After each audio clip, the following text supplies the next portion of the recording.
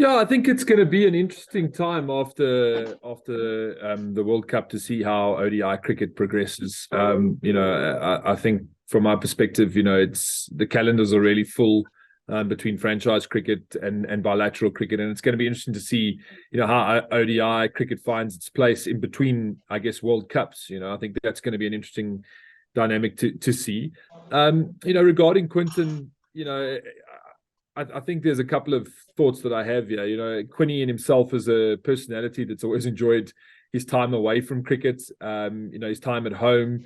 We know that cricket these days requires an immense amount of traveling and commitment.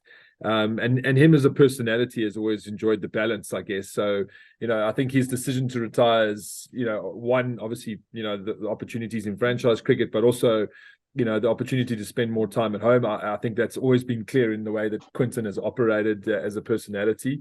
If you look at his I retired at 33. So, I look at his record. He's played, a lot of ODI cricket already. I think I played 196 games. I don't think he's far off that, actually. So he's played a lot of cricket, and where Quinny is as a personality, he's probably made the best decision for where he is with himself and his family.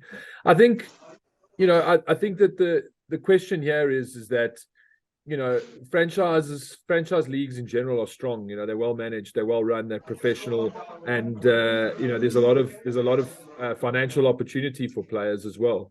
And I think the pressure there is on kind of home federations now to kind of get their act together, to be strong, to really keep their home bodies strong and keep players attracted to wanting to play for their national team and contribute. I think also the other aspect of the conversation is to have a real depth of talent. And certain nations like outside, I guess, Australia, England, India haven't quite got that depth of talent yet. And I think that's one area that we really need to focus on, to make sure that there's 30, 35 players that are available to be selected for your national team. Nortje in particular, I think to win in India over a long World Cup tournament, you need a squad that can contribute. Nortje's pace through the air, his wicket-taking ability is certainly going to be missed. I think if South Africa is going to be successful at this World Cup, they're going to need their key 6 or 7 players, they're big players, to really have great World Cups. If you look at the top order, Quinton, Temba, and then you've got that middle order, really has to fire throughout the tournament. You've got some really good spin players of spin there. You've got some really great power players in Miller, Klaasen, Markram in your middle order. So I think that's going to be a key area for South Africa if they're going to be successful. Where they fall short is maybe they don't have as much depth in batting as a lot of the other teams. That who's going to be that all-rounder for them at 7? Marco Jansen. Do they go with 2 spinners? I think Keshav Maharaj is going to have an outstanding tournament. He's got obviously Shamsi on his wing, but I think the reliability of Maharaj is key to Temba as a captain.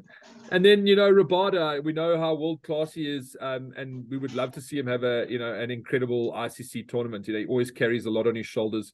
I think so. There's a couple of key players that are going to have to, really have great tournaments and to push, I guess, then push to the knockout stages. That's going to be the big one, and then give yourself an opportunity to win 2 games back to back to hold that trophy.